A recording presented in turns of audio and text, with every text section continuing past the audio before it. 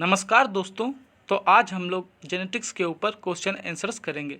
तो चलिए, हमारा पहला क्वेश्चन है the study of the way in which genes operate and the way in which they are transmitted from parents to offspring.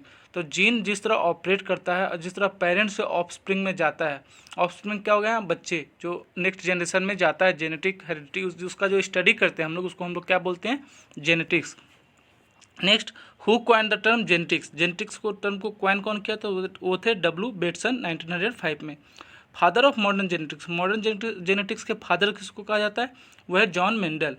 उसके बाद है which is known as the functional unit of life. Functional unit of life किसको बोला जाता है, वो है cell.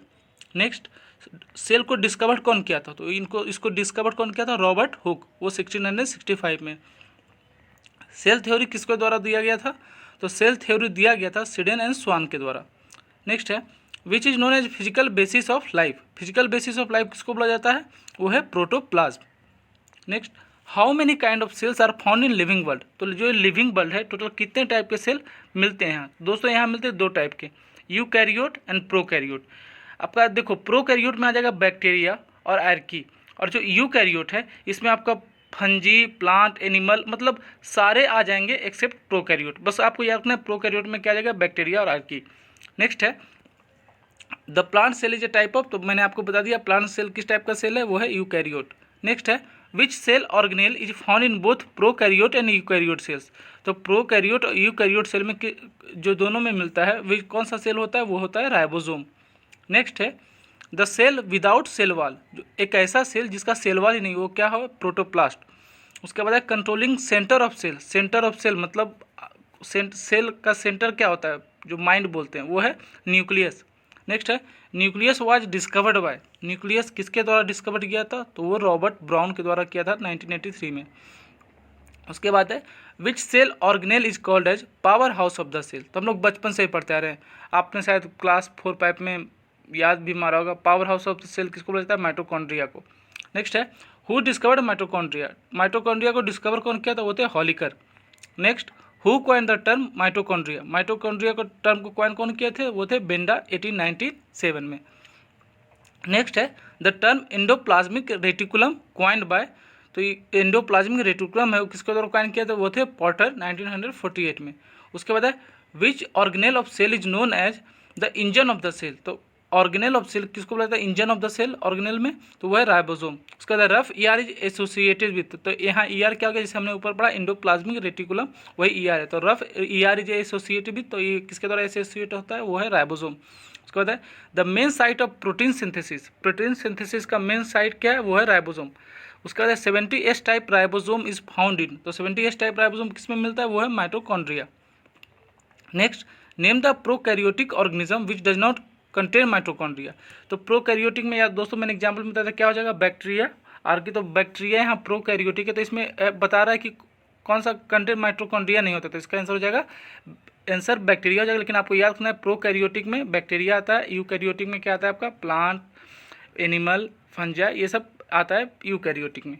Next है the term lysosome was first use by. तो लाइजोसोम किसके द्वारा यूज किया गया था, वो डेव के द्वारा किया गया था।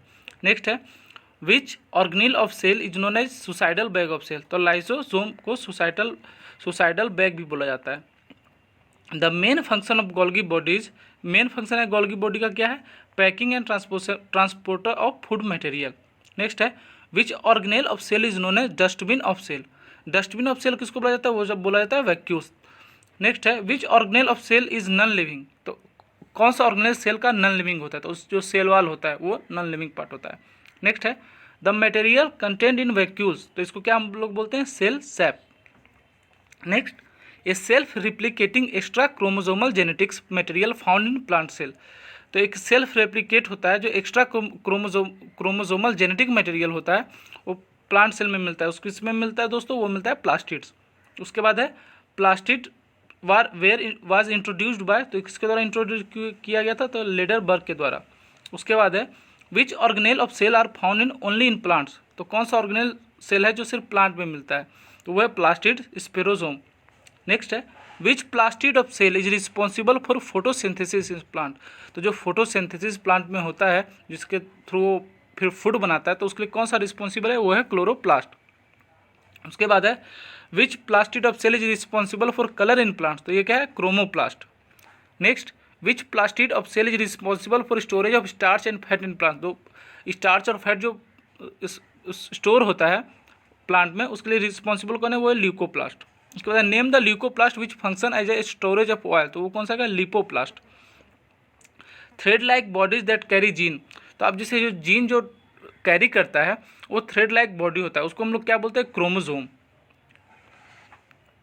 विच हु फर्स्टली डिस्कवर्ड क्रोमोजोम, तो क्रोमोजोम को सबसे पहले डिस्कवर कौन किए थे, वो थे स्ट्रेसबर्गर।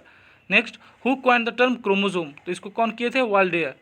उसके बाद है who gave the chromosomal theory of inheritance, तो होते हैं सटन एंड वोवरी।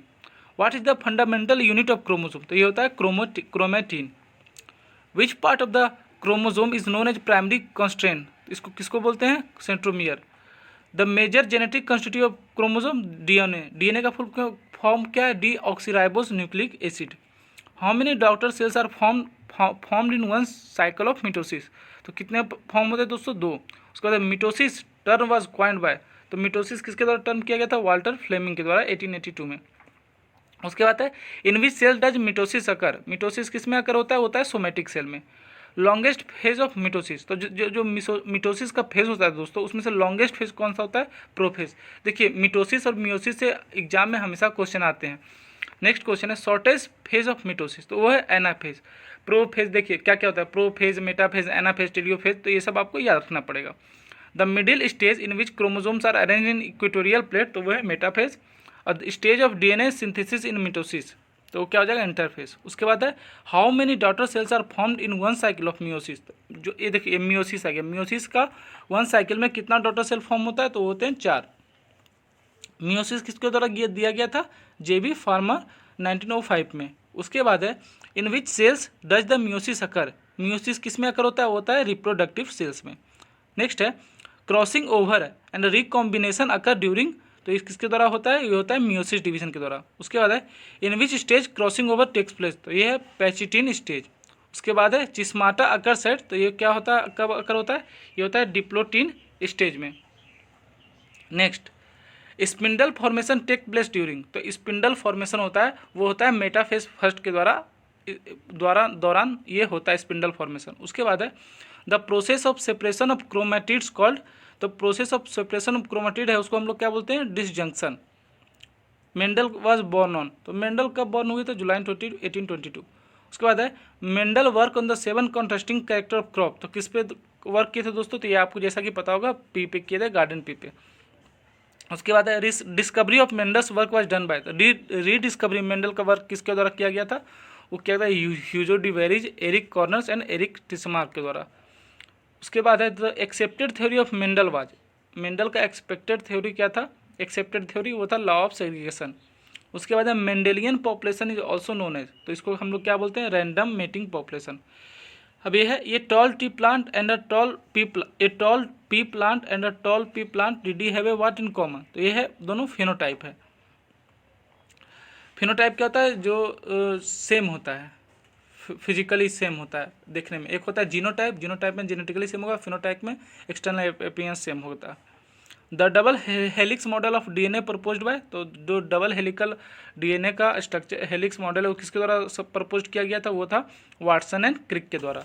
उसके बाद the process of using information genetic material from DNA to construct mRNA तो इसका आंसर क्या हो जाएगा, ये हो जाएगा ट्रांसक्रिप्शन। उसके बाद है transfer of genetic material from rRNA to protein, तो इसका क्या बोलते हैं, ट्रांसलेशन। जो rRNA से जेनेटिक मटेरियल है, rRNA से जो प्रोटीन बनता है उसमें हम लोग क्या बोलते हैं, translation. Next an expression of one gene depends on the presence of absence of another gene and individual, तो ये क्या बोलते हैं, जीन इंटरेक्शन। नेक्स्ट है phenotypic ratio of monocross hybrid, तो ये इसका क्या हो जाएगा, 3:1। नेक्स्ट है फिनोटिपिक रेशियो ऑफ डाइक्रॉस हाइब्रिड, तो इसका हो जाएगा 9:3:3:1। नेक्स्ट है triplet sequence found in mRNA which codes for single amino acid, तो इसको हम लोग क्या बोलते हैं, कोडोन। उसके बाद है ट्रिपलेट सीक्वेंस इन tRNA, तो ये हो जाएगा anticodon. Inbred lines will lead to dash number of single crosses, तो इसका क्या आंसर हो जाएगा, 10। The term genomics was coined by, तो किसके द्वारा किया गया, Thomas Roderick. Who developed the concept of pangenesis, तो इसको डेवलप कौन किए थे? डार्विन। तो पैनजेनेसिस का थ्योरी क्या था दोस्तों? इसमें डार्विन बोले थे, एक डेवलपमेंटल थ्योरी था कि जो सेल ऑफ अ बॉडी होता है, जो सेल होता है वो इमिट करता है माइन्यूट पार्टिकल्स जो पूरा बॉडी में ट्रेवल करता है, जिसको हम लोग बोलते हैं गेम्यूल्स, और लास्ट में वो जाके एग्रीगेट हो जाता है गोनाड्स में। अब गोनाड्स क्या होता है दोस्तों? ये प्राइमरी रिप्रोडक्टिव ऑर्गन होता है जो मेल और फीमेल सभी में जाता है, आपको जैसा पता होगा। नेक्स्ट है theory of evolution through natural selection was given by, तो किसके द्वारा दिया गया था? चार्ल्स डार्विन के द्वारा दिया गया था और AR वेलेस के द्वारा। Next, who developed the theory of acquired character, तो किसके द्वारा किया गया था? लैम्ब्रेक के द्वारा। उसके बाद chromosomal theory of heredity was proposed by, तो W. सटन के द्वारा किया गया था। उसके बाद है genes for sex linkage traits are located on, तो ये Y क्रोमोसोम में होता है। नेक्स्ट है how many pairs of homologous chromosome do humans have, तो ह्यूमंस के पास कितने पेयर ऑफ क्रोमोसोम होते हैं दोस्तों? 23। तो दोस्तों ये था हमारा आज का क्वेश्चन। अब नेक्स्ट क्लास में हम लोग प्लांट ब्रीडिंग पे देखेंगे। तब तक पढ़ते रहिए, खुश रहिए। जय हिंद।